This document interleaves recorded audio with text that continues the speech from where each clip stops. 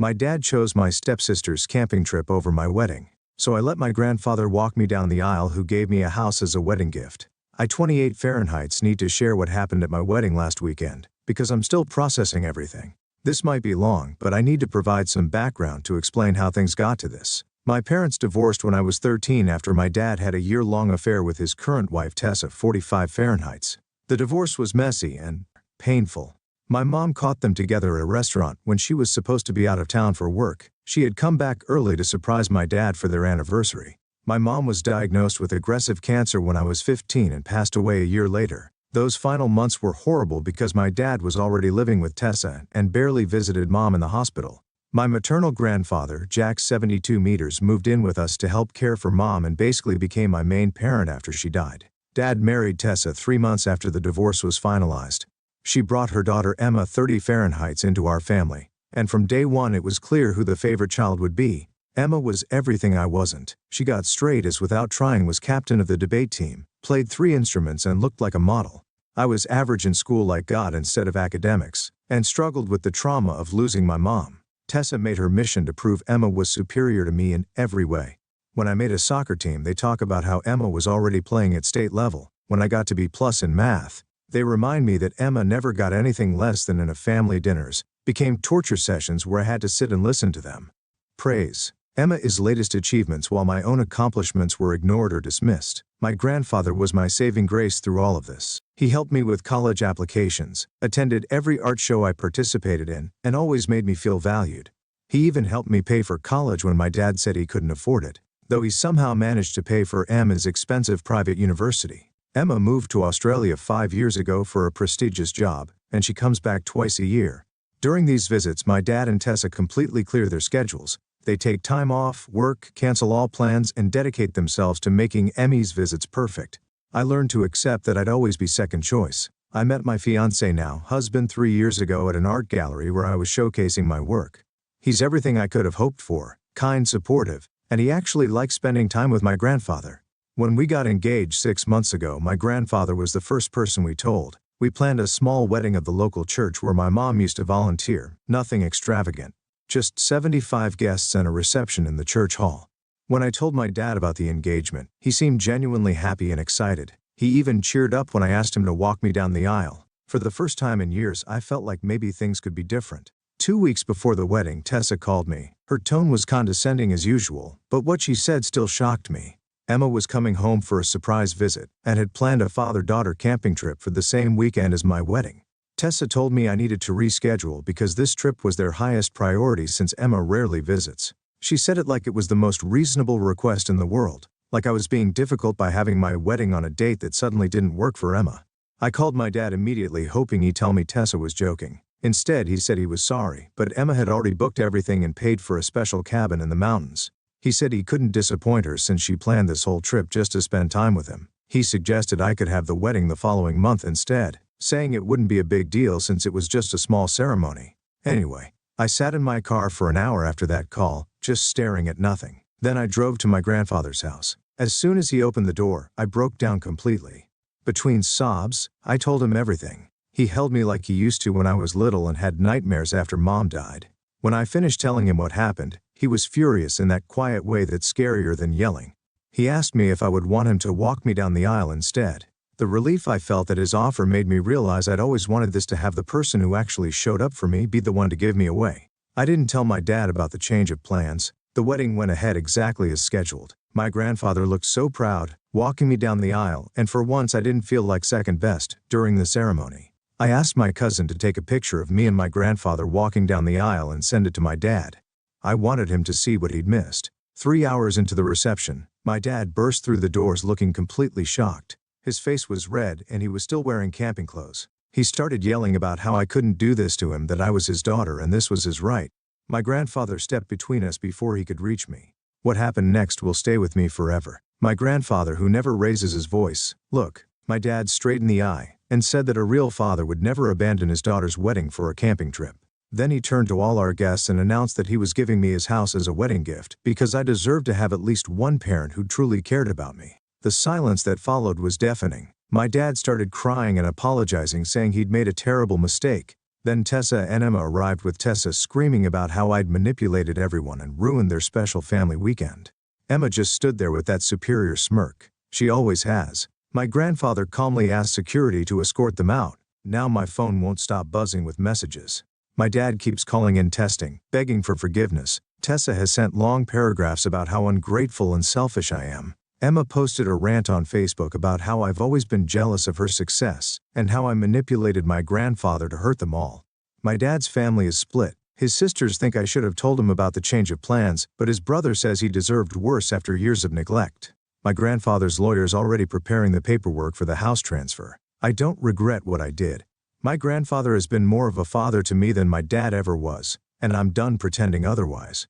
Maybe now my dad will understand how it feels to be someone's second choice. Date 1. It's been 2 weeks since my wedding, and I can't believe how much has happened. I thought the drama would die down after a few days, but it's only gotten worse. Let me explain everything that's happened since my last post. My grandfather officially transferred the house deed in my name last week. It's a beautiful 3-bedroom home in a quiet neighborhood, the same house where my mom grew up. I was overwhelmed by his generosity, but I had no idea this would trigger such chaos. Yesterday morning, I was at work preparing for a client meeting when Tessa stormed into my office. She hadn't even bothered to check in with reception. She just barged in while I was on a call. My coworkers later told me they could hear her screaming from the break room. Tessa was completely unhinged. Her face was red and she kept waving some papers around that turned out to be printed copies of the house deed. She started yelling about how I manipulated my grandfather and destroyed their family's future plans. I tried to get her to lower her voice, but she wasn't having it.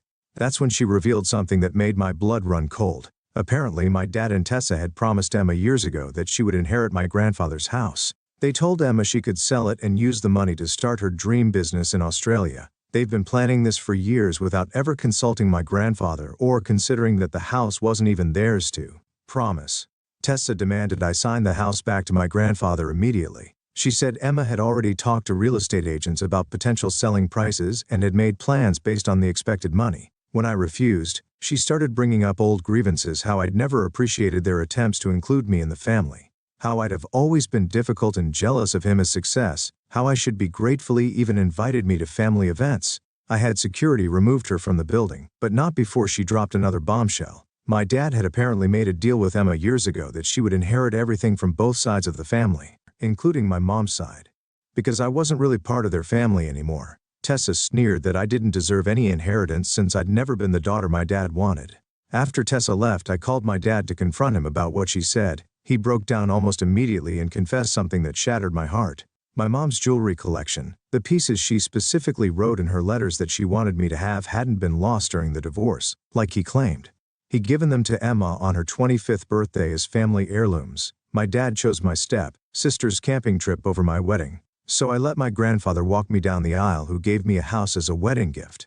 I remember those pieces. So clearly there was a pearl necklace. My mom wore her wedding, a sapphire bracelet from my grandmother. And most importantly, my mom's engagement ring that she wanted me to have when I got married. My mom had shown me these pieces when I was little, telling me stories about each one and promising they'd be mine someday. Finding out they'd been given to Emma felt like losing a piece of my mom all over again. My grandfather practically exploded when I told him about the jewelry. He remembered my mom specifically stating that those pieces were meant for me. He's already contacted his lawyer about taking legal action to recover them. Emma is refusing to return anything, claiming they were gifts and are legally hers. Now, she even had the audacity to post pictures of herself wearing my mom's engagement ring at a party last weekend. The situation has opened a floodgate of revelations. My dad's siblings have started reaching out with stories they say they can no longer keep quiet about. My aunt told me about how my dad and Tessa gave Emma my childhood dollhouse, a handmade piece my mom's father had built for me, claiming I didn't want it anymore. My uncle revealed that the college fund my mom had started for me was used to pay for Emma's study abroad program because my dad convinced everyone I wasn't planning to go to college. Each new story exposes how systematically I was pushed out of my own family. My cousin confessed that she'd overheard Tessa convincing my dad to exclude me from family vacation photos because I didn't match the family aesthetic. Another aunt admitted she had been pressured not to invite me to family events because Tessa said my presence made Emma uncomfortable. The more people talked, the more I realized this wasn't just about favoritism. It was a calculated effort to erase me from the family entirely. They've been gradually giving away my inheritance, my memories, and my place in the family to Emma piece by piece, hoping I wouldn't notice or fight back. My grandfather's house is now more than just a generous wedding gift. It's become a symbol of finally standing up to their manipulation. Tessa's meltdown at my office proved that they never expected me to receive anything from my family's legacy. They'd already divided up my inheritance as if I didn't exist. Emma has been posting cryptic messages on social media about fake victims and gold diggers clearly directed at me. Some distant relatives have been commenting in support of her, calling me ungrateful and accusing me of turning my grandfather against his family. But for every negative comment, there's someone else reaching out to share another story of how my dad and Tessa systematically pushed me aside in favor of Emma. My grandfather is now going through all his legal documents to ensure nothing else can be promised away without his knowledge.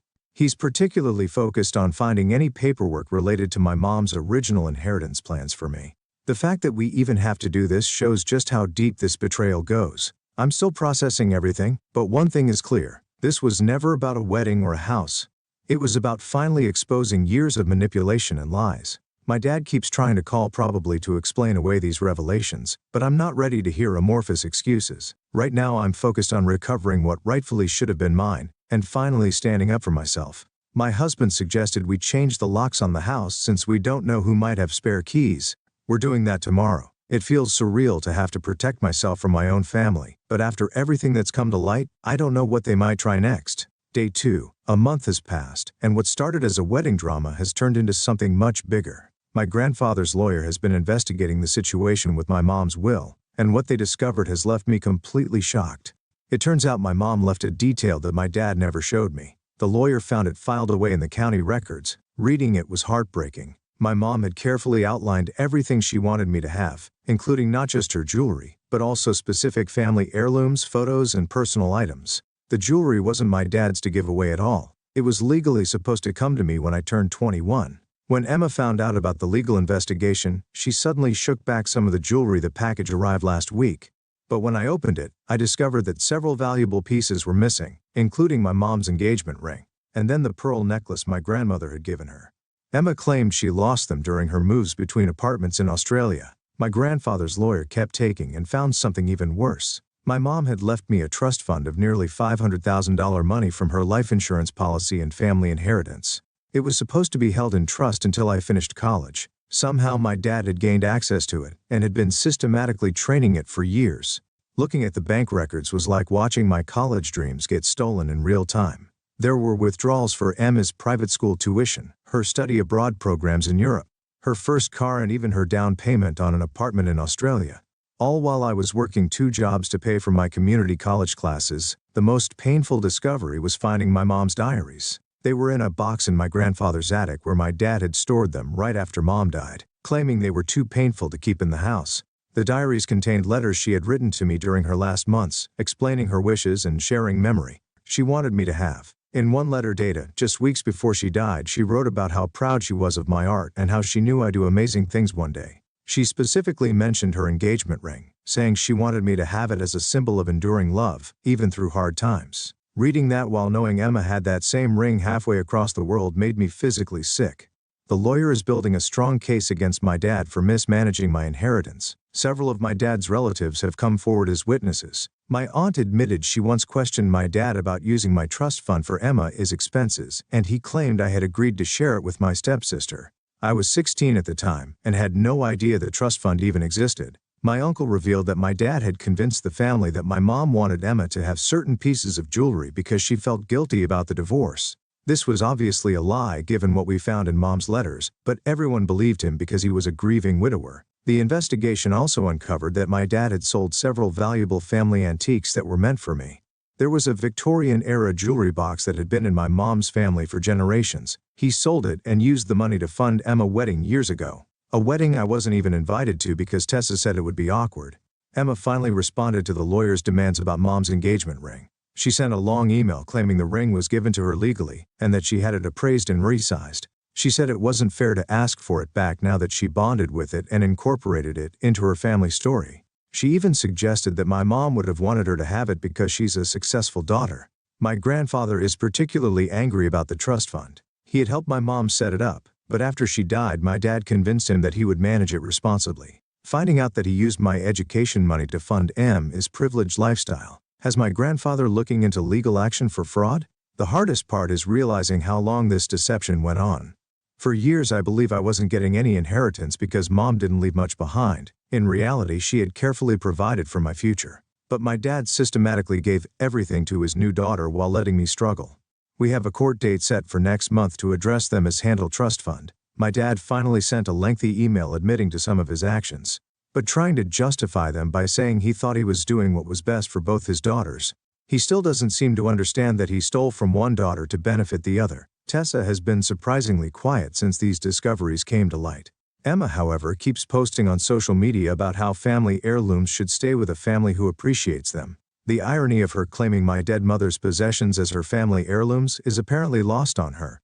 The investigation continues, but each new discovery feels like another betrayal. I'm trying to focus on the fact that at least now I know the truth about my mom's wishes for me. Her words in those letters mean more to me than any jewelry or money ever could. My dad chose my stepsister's camping trip over my wedding, so I let my grandfather walk me down the aisle, who gave me a house as a wedding gift. Update: 36 months have passed since my wedding, and the situation with my family has reached its final breaking point. The legal proceedings revealed that my dad had misappropriated over $300,000 for my trust fund. The court ordered him to repay everything with interest, which means he'll have to sell his vacation house, the one he bought for Emma's visits. The investigation into my mom's missing jewelry led to another shocking discovery. Emma finally admitted that she still has my mom's engagement ring, but her confession came with a twist. She said Tessa had convinced her that she deserved the ring more than me, because she was the real daughter my dad always wanted. According to Emma, Tessa told her that my mom would have wanted the ring to go to someone who would bring prestige to the family name, not an amateur artist like me. My grandfather hired a private investigator who has been documenting all the family assets that were wrongfully given to Emma over the years. The list is heartbreaking: my mom's entire jewelry collection, family photos, my grandmother's antique furniture, even my childhood, are portfolios that my mom had carefully preserved. Emma claims she either sold or lost most of these items during her moves. Last month my dad showed up at the house my grandfather gave me. He was drunk and crying, saying he wanted to make things right. But when I let him talk, it became clear he was just trying to convince me to drop the legal proceedings. He actually suggested that I should be grateful that my trust fund money went at MS Education, because at least it stayed in the family. The fact that he still doesn't see me as real family tells me everything I need to know. Tessa has been sending messages through mutual acquaintances claiming that this legal battle is destroying their perfect family. She even tried to get my grandfather's church friends to convince him to take the house back, telling them I had manipulated him in his old age. Thankfully, nobody believes her anymore. Emma posted a long rant on LinkedIn about toxic family members who try to destroy successful people's lives out of jealousy. She had to turn off comments when people started asking why she was wearing a dead woman's engagement ring that was meant for her daughter. I've moved into my grandfather's house with my husband, and we're slowly making it our own. Every time we paint a wall or change something, Tessa sends angry messages about how we're destroying her daughter's future investment. My grandfather just laughs and helps us pick new furniture. The legal battle isn't over, but I decided to go completely no contact with my dad, Tessa, and Emma. I've blocked them everywhere and instructed my lawyer to handle all communication. My grandfather's lawyer is still working on recovering as much as possible. But I've accepted that some things like my mom's ring might be lost forever. Some family members think I'm being too harsh that families should forgive each other, but they didn't watch their inheritance get handed to someone else. They didn't have to work multiple jobs through college while their stepsister got free rides. They didn't have to read letters from their dead mother and realize how thoroughly her wishes were betrayed. My grandfather has become more of a father figure than ever. He's teaching my husband woodworking in his workshop, just like he taught me when I was little. We have Sunday dinners together, and for the first time in years I feel like I have a real family, one that values me for who I am, not who they wish I was. The house has become more than just a home. It's a symbol of finally being chosen by someone in my family. No amount of crying or manipulation from my dad will change the years of betrayal I endured. Sometimes the best revenge is living well, surrounded by people who genuinely love you. I know my mom would be proud of me for finally standing up for myself. Her letters told me to never let anyone make me feel less than I am, and I'm finally taking that advice to heart. Sometimes the family you choose is more important than the family you're born into, and I'm at peace with that now.